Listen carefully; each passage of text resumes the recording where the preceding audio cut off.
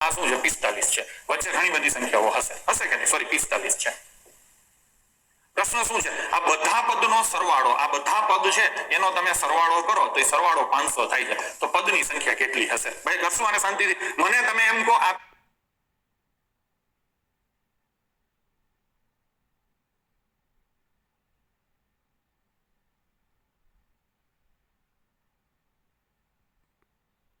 પહેલું પદ છે અને આ છેલ્લું પદ છે તો એની સરેરાશ ભાઈ થાય સરેરાશ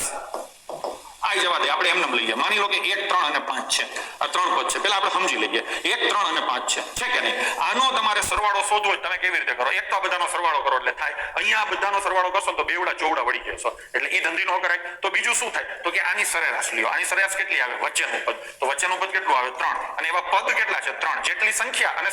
સરેરાશ આ તમને બધાને ખબર છે સરેરાશ ગુણ્યા સંખ્યા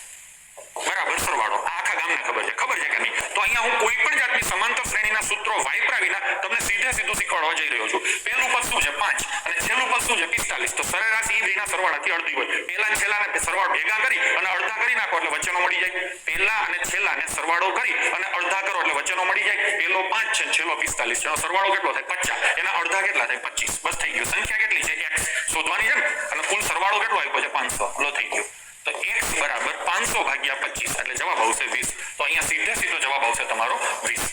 છોકરો બરાબર છે તો સીધે સીધું આવી રીતે થઈ જશે